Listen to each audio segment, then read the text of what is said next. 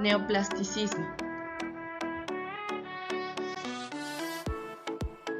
En ese momento había enfrentamientos entre las grandes potencias mundiales, lo que provocó la Primera Guerra Mundial y con eso el fin del modelo imperialista. La Revolución Rusa ocasionó el derrumbe del gobierno zarista. Todo lo anterior dejó un periodo de guerras, nuevos conflictos políticos y económicos. Es así como en ese contexto de conflictos se da la ruptura con el pasado, donde las nuevas vanguardias dejan de lado el arte interior. Y es ahí donde el cubismo hace frente creando un nuevo lenguaje, suprimiendo las formas figurativas con una clara tendencia a la abstracción, lo que llevó a la creación de nuevos movimientos como el neoplasticismo holandés.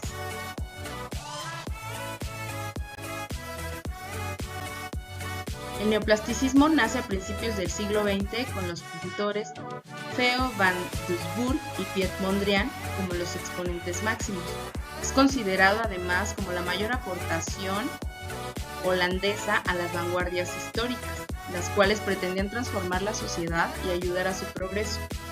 Se convirtió en uno de los movimientos más coherentes e influyentes del arte, la arquitectura y el diseño del siglo XX. Surge en la búsqueda de un arte que no tuviera elementos y accesorios, sino solo los más elementales, pensando que estas vanguardias no solo sirven para pintar cuadros o fabricar esculturas abstractas, sino que también servían para reconstruir el ambiente urbano en su conjunto. Pretendía una simplificación radical de la geometría, elevando así la concepción de lo abstracto a su máxima expresión, buscando representar formas y colores básicos.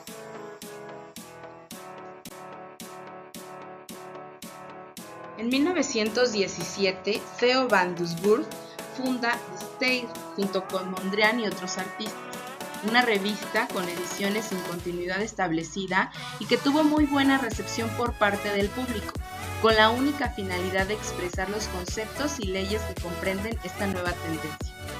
Esta revista estaba dedicada a las artes plásticas y reunía un gran número de artistas que compartían ciertas ideas y actitudes, con la intención de constituir un foro donde se discutiría el camino que el arte moderno iba a seguir.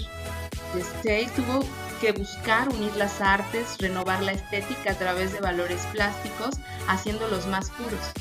Los miembros del Style buscaron un sistema que representara formas coherentes y organizadas, que no imitara la realidad exterior, basándose en la idea de que la forma y el color tienen su propio valor artístico. Lo más esencial para ellos era la armonía, que se alcanzaba mediante el uso de líneas y rectángulos de diferentes proporciones, verticales y horizontales, formando ángulos rectos, sobre un fondo blanco y empleando colores primarios.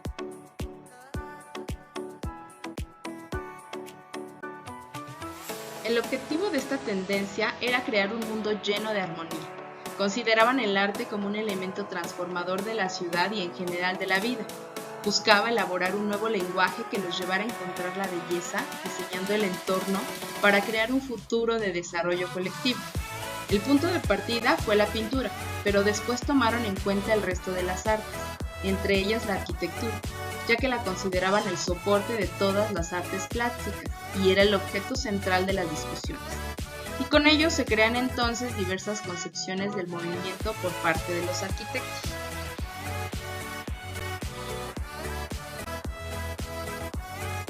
Dentro de las características generales tenemos esta coherencia estética que hace un movimiento inconfundible, por lo que es necesario un programa, una búsqueda de la renovación estética y de la configuración de un nuevo orden armónico de valor universal, depuración de las formas hasta llegar a sus formas esenciales y fundamentales, líneas, planos y cubos, un nuevo planteamiento totalmente racionalista, estructuración a base de armonía, de líneas y planos rectangulares de color de diversas proporciones.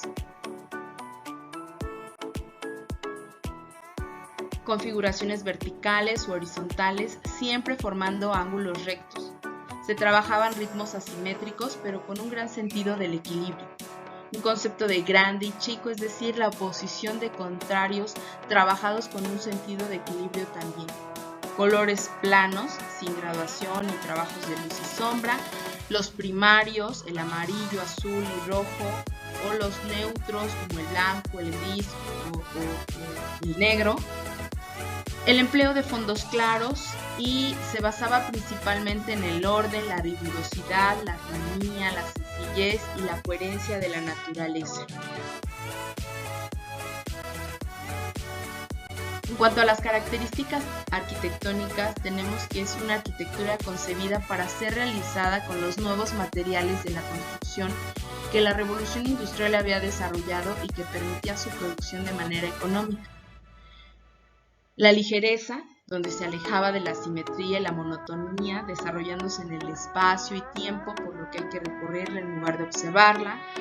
Ese dinamismo que generaba también a través de la fluidez de espacios interiores y exteriores, presenta un equilibrio dentro de las desigualdades que la componen y lo consigue a través de la combinación adecuada de colores, que si bien es cierto utiliza una gama reducida a los colores primarios y a los neutros, pero que le dan una gran expresividad, líneas y articulaciones ortogonales que crean espacios y definen funciones espaciales. Es sin lugar a dudas una arquitectura funcional y moderna.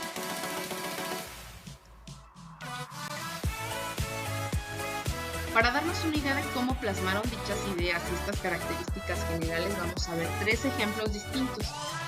El primero, Mondrian. La mayoría de los cuadros de este pintor refleja claramente estas pautas: el uso de los colores primarios, las líneas verticales y horizontales, estas composiciones asimétricas que dejan al descubierto un equilibrio visual y armónico en su obra en general. Otro ejemplo son los ejercicios de composición que realiza Duisburg. Ahí también se visualizan las características antes mencionadas. Y otro ejemplo muy claro son los trabajos de Rietveld, como su silla Red and Blue, la cual constituye una de las obras más relevantes del Style, que responde a la preocupación de sus miembros por el diseño de todos los elementos del entorno que nos rodea, como puede ser el mobiliario que actúa en la arquitectura. Constituye una gran versión neoplasticista en el sector del mueble, transmitiendo una estética reductiva pero fuertemente presencial. Se convirtió en un ícono del siglo XX que inspiró a muchos arquitectos y diseñadores.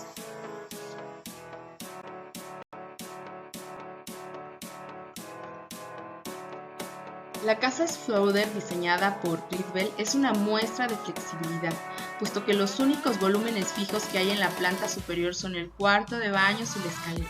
El resto es una zona amplia que puede subdividirse en volúmenes más pequeños mediante paneles. En esta casa se ven reflejados los principios promulgados por Duisburg. En el interior y exterior se emplean colores primarios y neutros: blanco, gris, negro y algunos elementos decorativos diseñados por Rietveld. En el exterior, 2 colores sirven para subrayar pictóricamente los límites de los planos, mientras que en el interior atañen a mayores superficies implicando a los elementos de decoración. Se utilizan elementos geométricos relacionados con el espacio, como líneas rectas, planos rectangulares entrelazados asimétricamente. La idea de la casa era muy clara y debía reunir 3 características importantes: la proximidad al campo, la sensación de libertad, es decir, la casa debía ser un espacio para llevar una vida más activa, y esta apertura y flexibilidad.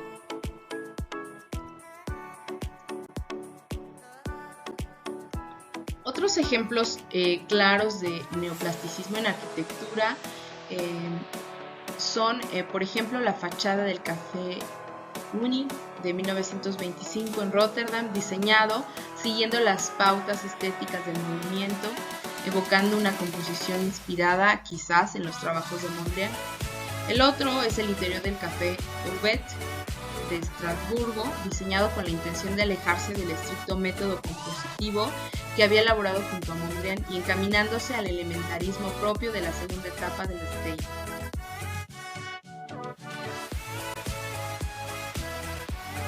El nacimiento del neoplasticismo fue resultado de un replanteo de los conceptos del arte y de la arquitectura que se venían realizando hasta este momento. Fue un movimiento revolucionario que concentraba sus objetivos a un plano teórico y estético, consiguiendo romper con la línea tradicional de la arquitectura. Se preocupaba por el entorno en que habitaba la sociedad, por eso buscaba la armonía y la belleza a través de su lenguaje formal, creado a partir de la abstracción geométrica, pensando que el arte dejaría de serlo para convertirse en realidad. Y todas estas conceptualizaciones eran las que seguirían los diseñadores, los arquitectos, los urbanistas, los pintores. Por eso era tan importante que cada pieza diseñada encontrara un equilibrio y a la vez armonía, basándose en factores como la proporción, la posición o el color para lograrlo. De este modo, el neoplasticismo, junto con sus ideas y las de otros movimientos vanguardistas de la época, formarían un nuevo estilo de proyección más internacional denominado movimiento moderno.